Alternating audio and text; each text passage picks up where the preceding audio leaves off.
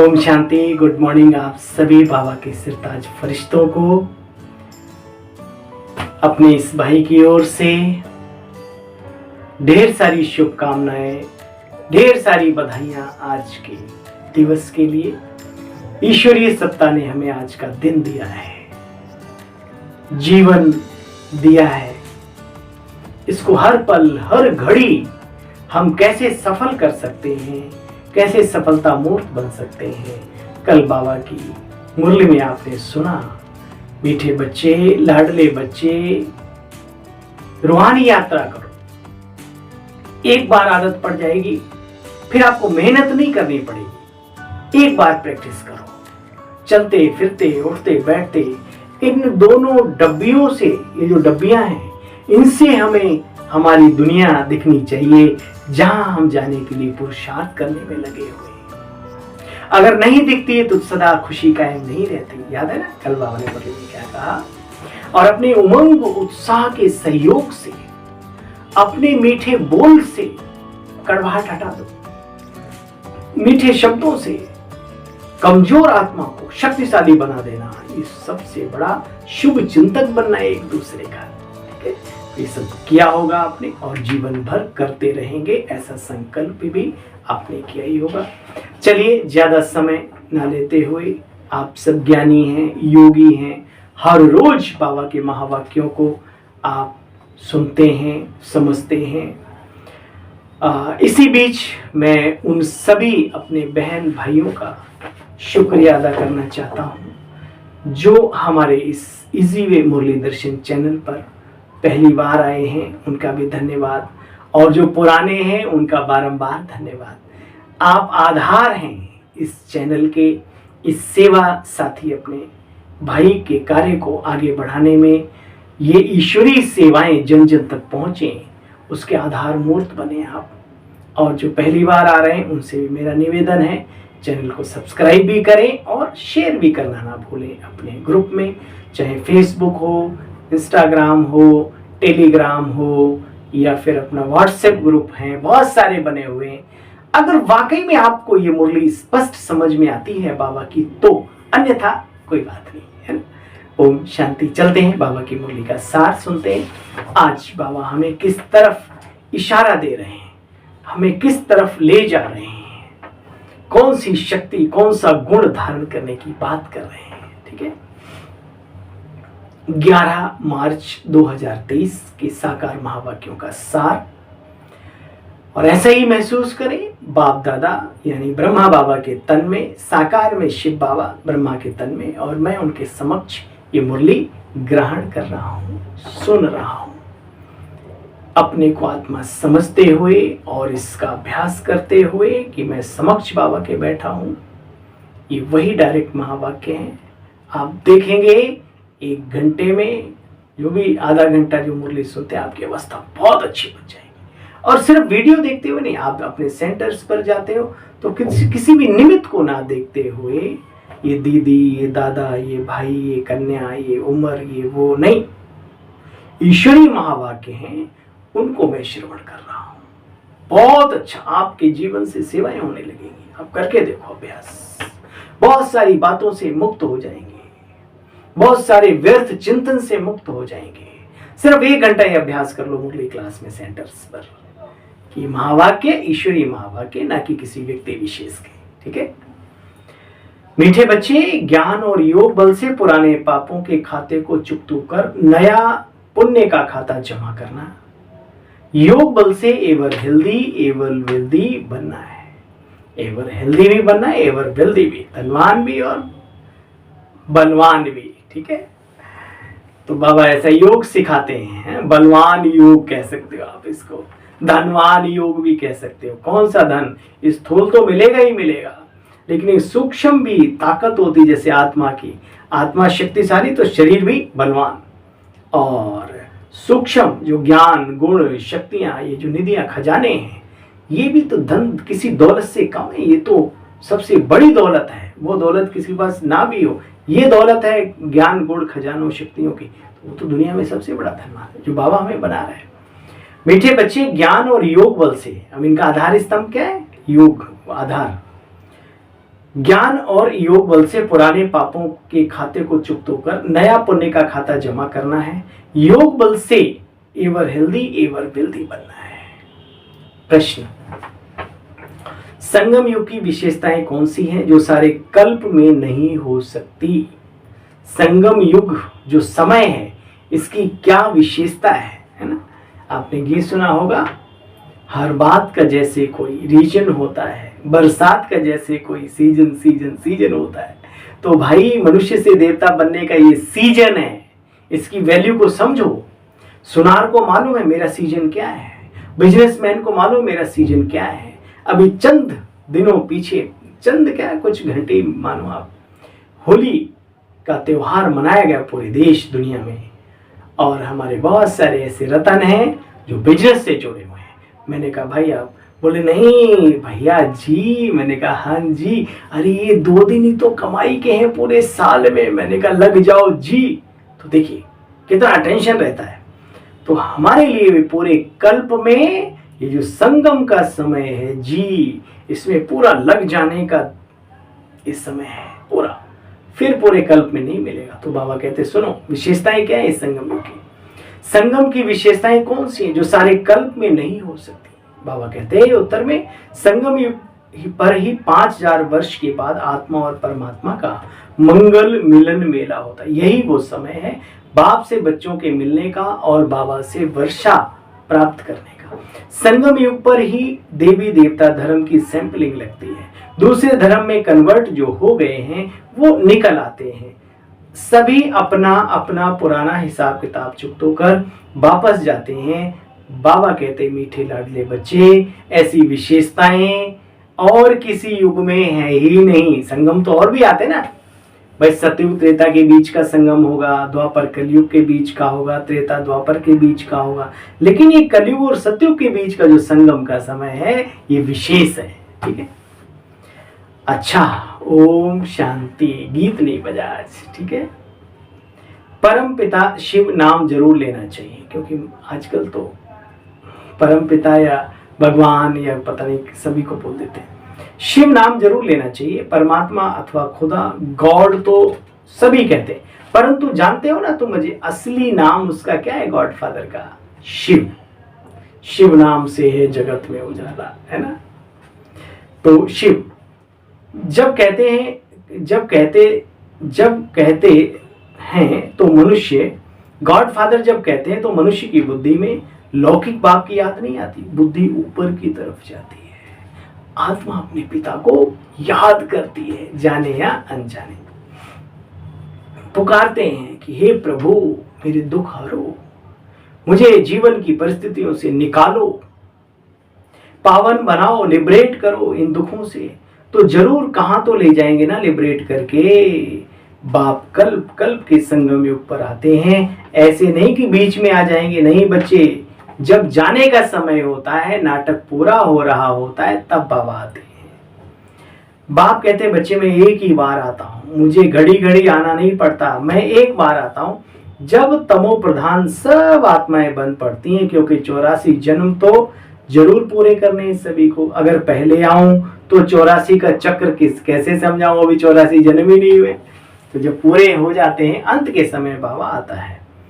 तो बच्चे तुम इस बात को जानते हो, बाप आकर के सृष्टि के आदि मध्य अंत के रहस्य को बच्चों को समझाते हैं और बतलाते हैं। ड्रामा के मुख्य क्रिएटर, मुख्य एक्टर कौन कौन से हैं, सारे विश्व के चक्र की नॉलेज देते हैं, इसलिए बाप को नॉलेजफुल कहा जाता है। मूल वतन, सूक्ष्म वतन, स्थूल वतन का सारा समाचार बतलाते हैं। तो मीठे मीठे बच्चे, पहले तो बच्चों को यह जानना चाहिए कि वह हमारा बेहद का बाप है। सबसे बड़ी बात बाबा ने कहा, पहले तो ये जानना चाहिए कि वो जो निराकार शिव बाबा की बात चल रही है वो मुझ आत्माओं का बेहद का पिता है। बेहद का, हद का नहीं, हद का होता है शरीर का, बेहद का बाप है। ये देखो ब्रह्मा भी कहते हैं बाप यह शिव है, ब्रह्मा वल्द सन ऑफ शिव बाबा। तो शिव बाबा भी कहते हैं मेरा मुरब्बी, लाडला, श्रेष्ठ बच्चा है, वही नारायण बनने वाला है भविष्य में, है ना। मुझे इनमें प्रवेश करना है तो मैंने इनको अडॉप्ट किया है। बच्चे जानते हो, पहले इनका नाम दादा लेखराज था, असुल लेखराज था। फिर नाम रखा ब्रह्मा। तो किसने नाम रखा ब्रह्मा? शिव बाबा ने। मैंने इनको अपनाया। मनुष्य बाबा बाबा कहते हैं परंतु बिगड़ जाने, शिव के चित्र के आगे जाते हैं परंतु बच्चे वो दिली प्यार, क्योंकि शिव के बारे में जब तक समझेंगे नहीं कि हमारा पिता है तो कैसे जिगरी प्यार संबंध जुटेगा नहीं। तो बाबा कहते हड्डी, जिगरी माना हड्डी प्यार नहीं होता। वो समझते नहीं कि हमारा अलौकिक पारलौकिक बाप है। तो बाप समझाते बच्चे निश्चय करने के लिए पॉइंट्स तो बहुत है तुम्हारे पास। बाबा रोज रोज निश्चय बिठाने के लिए कितनी अच्छी अच्छी पॉइंट्स देते हैं, परंतु बच्चे भूल जाते हैं। सभी धर्म वालों के लिए ज्ञान है, चाहे मिलिट्री का हो चाहे सिविलियन हो, किसी भी धर्म, किसी भी जाति, किसी भी रंग भेद, स्त्री पुरुष, किसी भी कंट्री का हो, ईश्वरीय संतान सभी हैं और उसके ज्ञान रूपी धन पे सबका हक है। साडा हक है ना, आप सबका हक है भाई। तो बाबा कहते हैं ये ज्ञान सबके लिए है। बाबा ने बाउंडेशन नहीं डाली किसी भी चीज की। वसुधैव कुटुंबकम की जो भावना है वो सिर्फ बाबा और बाबा के मत वाले, श्रीमत वाले निराले रत्नों की है। और तो सिर्फ लोग स्टेज के स्पीकर होते हैं, अपनों को भी अपना मानते नहीं, बोलते भले कुछ भी है, लेकिन जो बाबा का बच्चा है, जो सच्चा बाबा का बच्चा है, भाव समान बनने की मेहनत करता है, वो सभी को अपना मानता है, क्योंकि सभी शिव की संतान है। तो बच्चे प्रैक्टिकल में समझते हो, वो एक बाप ही हमारा बाप भी है, टीचर भी है, सतगुरु भी है। मनुष्य तो कहेंगे हमारे बाप ने हमको जन्म दिया, फिर फलाने टीचर ने हमें पढ़ाया, फिर बिचारे में गुरु करते हैं। हर एक ही बच्चे अपनी अपनी मान्यता है, कोई न कोई का सिमरण जरूर करते हैं। बाप को याद करेंगे, सत्य टीचर को भी, हाँ बाप को याद करेंगे, कोई मित्र संबंधियों को याद करेंगे। अब तुम बच्चों, तुमको सबकी याद को भूल उस एक सत्य बाप, सत्य टीचर, सत्य गुरु को याद करना है। किसको? जो सचखंड बनाने वाला है, अकाल पुरुष है ना। बाबा कहते बाबा का आना बच्चों को नॉलेज सिखलाना, ऊंच पद प्राप्त कराना, ये बाबा का पार्ट है ना। पद प्राप्त कर लिया, फिर पाठ खत्म, फिर ये सृष्टि चक्र की नॉलेज बच्चे प्राय लोप हो जाती है, देवताओं को ये नॉलेज नहीं रहती है। तो कोई भी मनुष्य को इस सृष्टि चक्र की अभी देखो जैसे नॉलेज नहीं है। सन्यासियों को भी चक्र की नॉलेज को तो मानते नहीं। कल्प वृक्ष को कहते हैं ये तो तुम्हारी कल्पना है, तुम बच्चों को धारणा भी करनी है, परंतु बच्चे याद रहे पूरा योग नहीं होगा तो पूरी धारणा भी नहीं होगी। बुद्धि प्योर बन नहीं सकती। कहते हैं ना, शेरनी का दूध सोने के बर्तन में ठहरता है, कहावत है। शुद्ध बुद्धि ही उच्च कोटि के नॉलेज को धारण कर सकती है। तो यह भी ज्ञान अमृत बच्चों को मिलता है। बर्तन लोहे से बदलकर सोने का बने तो धारणा होवे बच्चे। इसमें थोड़ा पुरुषार्थ अच्छा किया जाता है, थोड़ी मेहनत करनी पड़ती है अपने को शुद्ध श्रेष्ठ बनाने में। बाबा कहते हैं बहुत सारी ऐसी चीजें हैं दुनिया में, अशुद्धता को जरा से भी एक्सेप्ट नहीं करते। आप अचार खाते हैं, आपने अगर इधर उधर का हाथ उसमें डाल दिया तो तुरंत खराब हो जाएगा। बहुत सारी ऐसी चीजें जीवन में। तो ये ज्ञान का जो अमृत है ये भी अशुद्ध चीज नहीं है। वो एक व्यक्ति को, वो व्यक्ति कोई और नहीं है, आपका भाई ही है। ज्ञान से पहले मैं खंड अंट पंट सब। तो मुझे याद है एक डॉक्टर के पास गया, मैंने कहा ये पूरा वाइट वाइट हो गया है, क्या करें? बोला तुमने शुद्ध को अशुद्ध में और अशुद्ध को शुद्ध में मिक्स कर दिया। मैंने कहा मतलब? बोला आपने दूध को शुद्ध माना जाता है और उसमें कोई ऐसी मछली अंडे कुछ ऐसा। तो मुझे याद आया, मैंने कहा अरे इतना बड़ा प्रभाव है शुद्ध और अशुद्ध का। बोला वो दोनों गए और ब्लड के अंदर उन्होंने इन्फेक्शन पैदा कर दिया। वाह कमाल है। तो ये माइंड के अंदर ब्रेन ब्लॉक हो जाएगा अगर शुद्ध अशुद्ध को मिक्स करोगे। आपने महसूस किया होगा जीवन में, बाबा के बच्चों ने विशेष, अगर जरा सा भी कुछ व्यर्थ चलता है तो ऐसे लगता है सर में दर्द हो गया, ब्रेन ब्लॉक हो जाता है। और खुशी के शुद्धता के संकल्प चले, वाह कितना अच्छा लगता है, हल्का हल्का फील होता है। अब फायदे की बात को निरंतर करते रहो, जिसमें नुकसान है उसको बंद करो। बाबा कहते बच्चे बर्तन लोहे से बदल सोने का होगा तभी धारणा होगी बच्चे। इसलिए श्रीमत पर चलो। स्वर्गवासी बनना है ना, बाप से स्वर्ग का पूरा वर्षा लेना है ना, तो बाप कहते बच्चे मेरी श्रीमत पर चलो, बाप को याद करो, बाप के द्वारा मिला हुआ वर्षा भी याद करो। ज्ञान ये अभी ही मिलता है, क्योंकि अभी स्वर्ग के द्वार खोलने हैं। ये ज्ञान अभी के लिए है और सभी के लिए है। शिव बाबा को याद करने की बच्चे आदत डालनी है, प्रैक्टिस करनी है, करत करत अभ्यास के। जब प्रैक्टिस करोगे तो ऑटोमेटिकली फिर वो चीजें हो जाएंगी। शिव बाबा को याद करने की बच्चे प्रैक्टिस करनी है। हाँ, मेहनत का तो काम है, मेहनत है बच्चे, वो बाप सभी का एक ही है? मेहनत है ऐसी आदतें डालने में, लेकिन और वो पिता सबका है, परम पिता तू कितना प्यारा, सबका प्यारा, सबके दिलों का सहारा है ना, प्राणों का प्यारा। अभी तुमको प्रैक्टिकल में अपने पापों का खाता चुकतू कर पुण्य का खाता बच्चे जमा करना है। जितना जितना ज्ञान और योग में रहेंगे तो पुराना खाता भस्म हो, नया जमा होता जाएगा। भाई एक संकल्प है आपके साथ शेयर करता हूं। मुझे आप सबकी सेवा का मौका जिस दिन से मिला है, मेरी अपनी आत्म उन्नति भी होने लगी है। एक बार मुरली को सुन लिया करता था या पढ़ दिया करता था, अभी कम से कम 3 टाइम बाबा की मुरली हो जाती, मुझे बड़ा अच्छा लगता है। कई लोग पूछते हैं भाई तुम ये क्या करते हो? अरे भाई मैं अपनी सोन्नति के लिए करता हूँ, मैं अपने भाई बहनों की सोन्नति के लिए करता हूँ, और मुझे कोई चाहना नहीं, न कुछ कर जाने की न कुछ पाने की।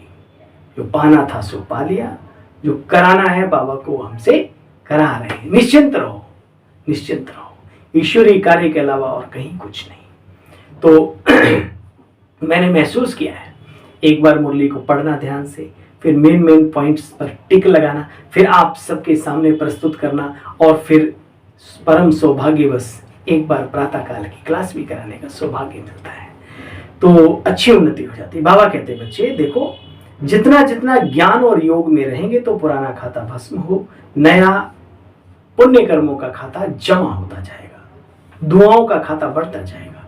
योग बल से तुम्हारी बच्ची आयु भी बढ़ेगी। हाँ भाई, चिंता नहीं करो। जो राजयोगी आत्मा है, जो शुद्ध आहारी है, शुद्ध विचारधारी है, अपने आप ग्रोथ होती है हर चीज की। योग बल से तुम्हारी आयु भी बढ़ेगी, एवर हेल्दी एवर वेल्दी बनते जाएंगे। ज्ञान और योग से दोनों मिलते हैं, भविष्य में और वर्तमान में भी। ये तुम्हारे लिए हॉस्पिटल भी है तो बच्चे, कॉलेज भी है, यूनिवर्सिटी भी है। यहाँ श्रीमत से कितना श्रेष्ठ बनते हैं। अपने तन मन धन से तुम बच्चे भारत को स्वर्ग बना रहे हो। सारा है गुप्त, ईश्वरीय है, सत्ता ही गुप्त है, ताकतवर भले, अजब भी है और गजब भी है। अजब इसलिए कि गुप्त है, गजब इसलिए कि उससे बड़ी कोई ताकत नहीं। ऐसे ही बाबा कहते तुम्हारा है सब कुछ गुप्त।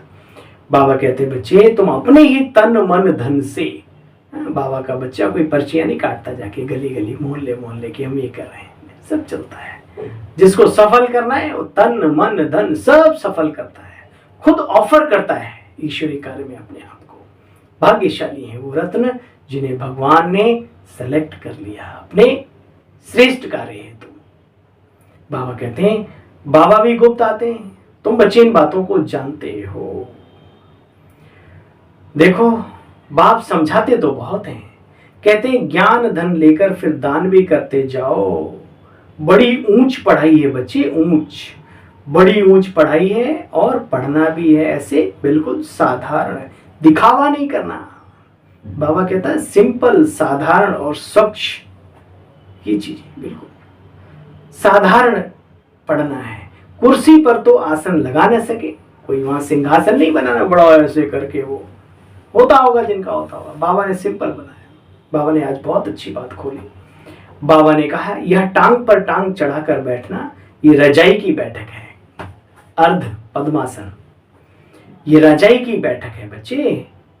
यूं तो तुम कैसे भी बैठो भाई, जो नहीं चढ़ा सकते नहीं बैठ सकते, चलो कुर्सी बैठो, सोफे बैठो, अगर है तो इंतजाम, लेकिन बहुत ज्यादा वो नहीं है। इसलिए हमने देखा भगवान जिस सिंहासन पर बैठता है वो भी बिल्कुल सिंपल सादा, नेचुरल फ्लावर लगे होते हैं और ऊपर से वाइट कपड़ा है ना, सिंपल। देखो तो बाबा कहते हैं देखो बच्चे, यूं तो तुम बच्चे कैसे ही बैठो, सतयुग में तो गोल्डन स्पून इन माउथ, बच्चों ने साक्षात्कार भी किया है, कैसे कैसे विमानों में सोना भर कर आते हैं, महल आदि बहुत जल्दी जल्दी सब कुछ बन जाता है। अब भी बाबा देखते हैं, देखते देखते बिजली मोटर आदि क्या क्या बन गए बच्चे। आगे अनाज आदि कितना सस्ता था, बात मत पूछो। तो बाप कहते हैं बच्चे पुरुषार्थ करो नई दुनिया में जाने के लिए। बाबा युक्तियां बतलाते रहते हैं। बच्ची अगर ज्ञान में नहीं चलती, ज्ञान धारण नहीं करती, हाँ भाई सभी को आज की इस मुरली की पॉइंट्स पर ध्यान देना है, चाहे नियमित हो, चाहे क्लास में आने वाले हो, गृहस्थी हो, कोई भी हो, जैसा समय जैसी परिस्थिति वैसा बाबा नॉलेज देते हैं। बाबा कहते हैं, बाबा युक्तियां बतलाते हैं, बच्ची अगर ज्ञान नहीं लेती तो उनको शादी तो करानी पड़े ना। आप ज्ञान में चलते हो, उसका मन नहीं है तो क्या करोगे, उसके लिए इंतजाम करो भाई, और क्या, नहीं तो बुद्धि इधर उधर भागेगी, फिर आप परेशान होंगे। तो ज्ञान में चले तो अच्छा है, ये भी अच्छा है। अगर वो है तो भी उसका इंतजाम तो बचपन से ही किया जाता है ना, उसके लिए कोई सेंटर खोल के दे दो, कुछ है ना ऐसा कर दो वो, ताकि उसे सपोर्ट हर तरीके की मिलती रहे, निश्चिंत रहे। और ज्ञान में नहीं चलना चाहती तो भाई उसका इंतजाम करो, उसे भला बुरा ये वो जबरदस्ती थोपना नहीं है, बिल्कुल बिल्कुल नहीं थोपना। हर आत्मा का रोल अलग अलग है। बाबा कहते तो बच्चे शादी तो उनकी करानी पड़े। बच्चा अगर ज्ञान ना लेवे तो बोलो जाओ अपना शादी करो, कमाओ खाओ अपना, कोई दिक्कत नहीं। बाबा राय तो हर बात की देते हैं, शादी पर जाते हो तो बच्चे फल लेकर शिव बाबा को याद कर खाएंगे तो पवित्र बन जाएगा। अब जाना ही नहीं है, नहीं तो व्यवहारिक कैसे बन पाएंगे भाई। गृहस्थ में जो आत्माएं रह रही हैं, आप कहीं नहीं जाएंगे तो आपके घर में कौन आएगा। तो बाबा कहते खान पान की अपनी वो रखो सिस्टम, भाई हम ये सब नहीं खाते। तो आजकल तो फल वगैरह भी होते हैं, कोई साबुत फल ले लिया, धो लिया, खा लिया, वही खड़े होके पानी पी लिया, एक गिलास पैकिंग वाली बोतल आती है, क्या बुराई है उसमें, कुछ आफत थोड़ी आ रही है। तो बाबा कहते हैं शादी पर जाना है तो सिर्फ फल लेकर शिव बाबा को याद कर खाएंगे तो बच्चों भी पवित्र बन जाएगा। अच्छा है, देखो कितनी अच्छी युक्ति बाबा बताते हैं। बाप दादा का मीठे मीठे से कीलदे ब्राह्मण कुलभूषण सुदर्शन चक्रधारी नूरे रत्नों प्रति याद प्यार और गुड मॉर्निंग। रूहानी बाप के रूहानी बच्चों को नमस्ते। हम सब रूहानी बच्चों की मीठे बाप दादा आपको भी नमस्ते नमस्ते। शुक्रिया, थैंक यू मीठे बाबा। सार का भी सार सुनते हैं आज मुरली का।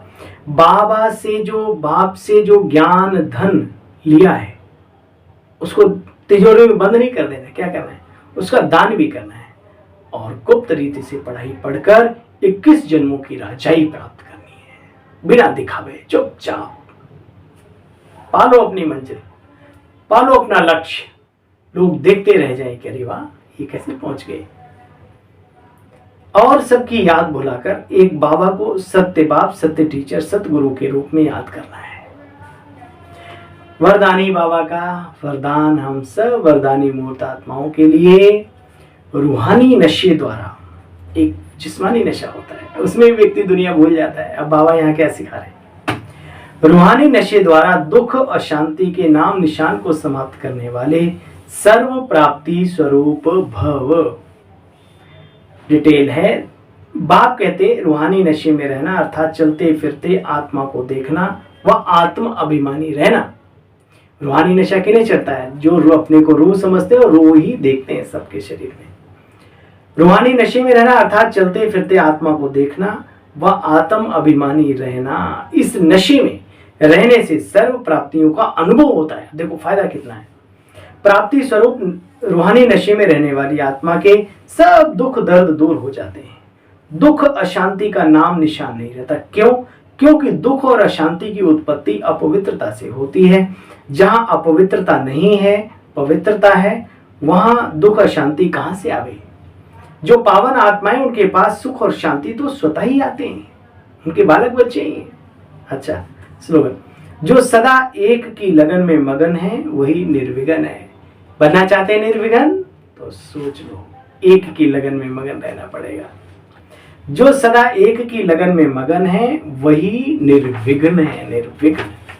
अच्छा भाई, आप सभी को ओम शांति, गुड मॉर्निंग, खुश रहो।